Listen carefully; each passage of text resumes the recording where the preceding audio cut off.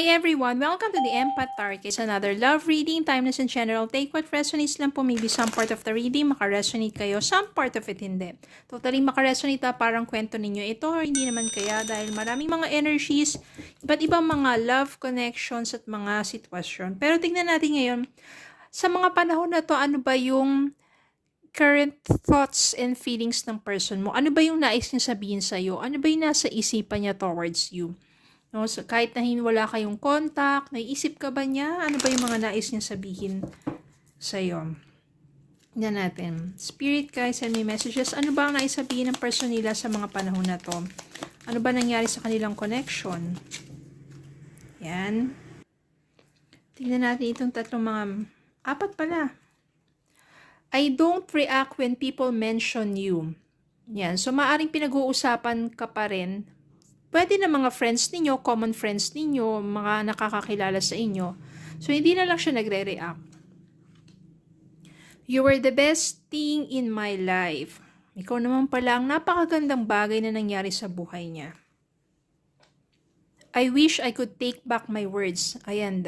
Marami siguro siya nasabi sa inyo. Siguro na nagalit, na may pagkakataon na nagkagalit kayo, nagkasagutan, marami siya nasabing hindi magaganda. I replay our conversations over and over. Maaaring yung mga text messages ninyo, mga chat ninyo, paulit-ulit niyang binabasa yan. No? I replay our conversations over and over. Especially yung siguro yung mga magagandang bagay na inyong pinag-uusapan, bago kayo magtalo, bago kayo nauwi sa pagtatalo at paghihiwalay. Tignan ba natin, ano bang energy pa ng person mo towards you? Ano pa ba yung ano ba nangyari? Mga ganong bagay. At ano mga possibilities, no? So, tignan natin. Ang mga energies po, pwede po yung magbago. Kung ngayon, galit, diba? Humuhupa rin naman yung galit na yan. Or sabihin natin hindi galit, inis, may pagtatampo.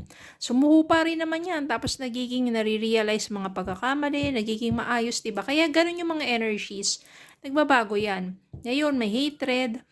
Maybe, pagdating ng tamang panahon, may forgiveness. Diba? Ano pa current energy ng person mo towards you sa mga panahon na to?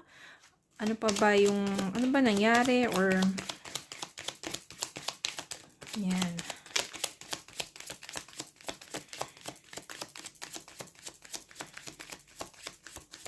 Tignan po muna natin itong mga nauna.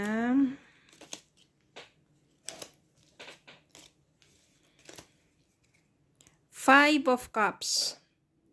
Ayan, sobra siyang nalungkot and so much regrets. Alam mo yung regrets, yung pagsisisi kasi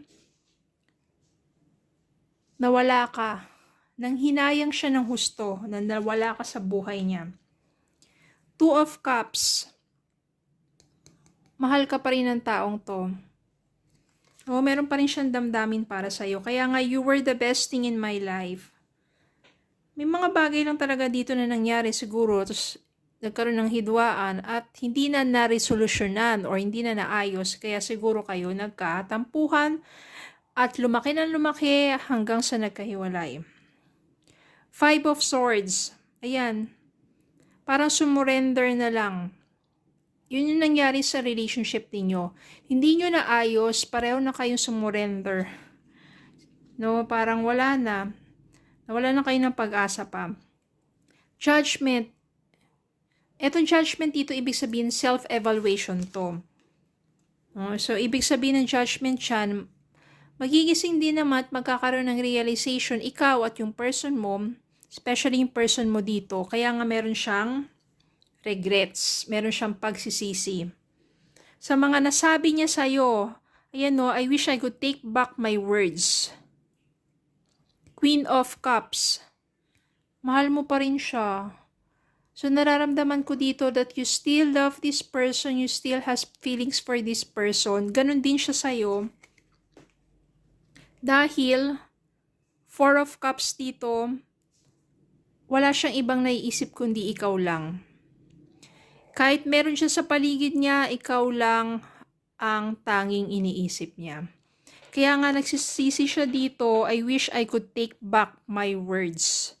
Sana raw maibalik niya mga masasamang salita na nasabi niya. Tignan pa natin.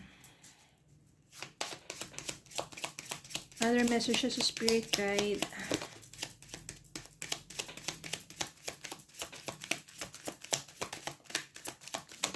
Yan.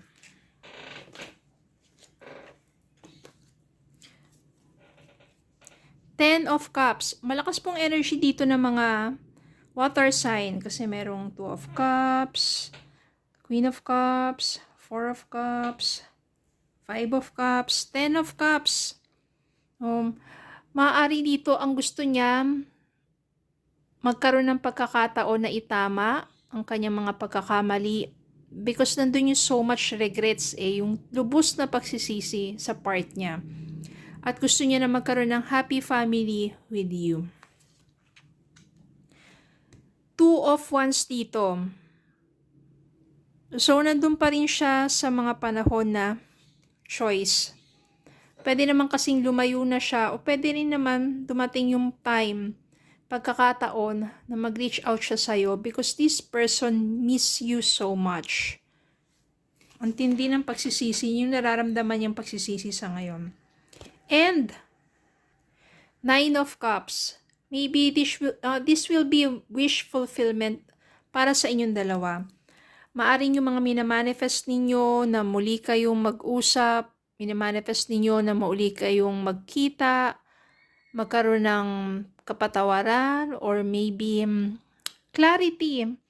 No, kasi minsan yung mga bagay, yung simula ng mga pag-aaway na yan is because pareho lang kayong nadadala ng inyong emosyon, hindi nyo nasasabi yung tunay ninyong damdamin or kaisipan sa person mo, ikaw rin, siya rin sa'yo.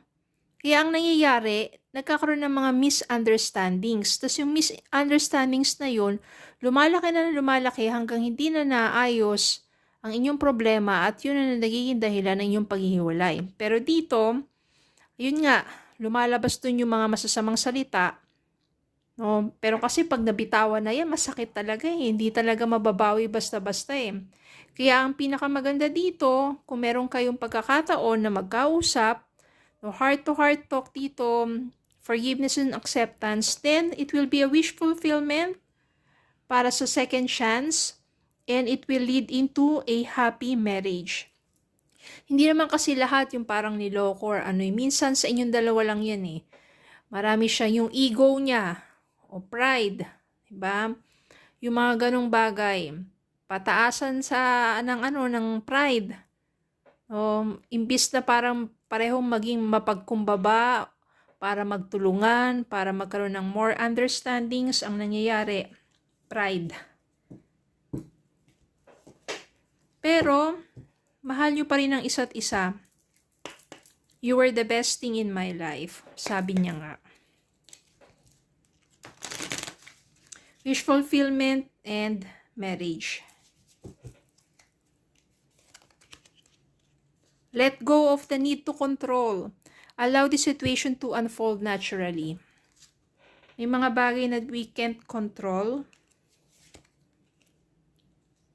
Past lives. You have known this person before. It is a soulmate from a past lifetime. Maaring kayo talaga yung soulmate. No, kaya parang kahit ang unang magkakilala pa lang kayo, parang kilalang kilala nyo na ang isa't isa. Make the effort. This love is worth taking risk. You are called to move forward. So, maaring yung person mo mag-e-effort yan to reach out to you. Dahil maaring hindi yan makatulog, kakaisip sa'yo. Ikaw lang. Okay. So, maganda naman ito. Keep on praying.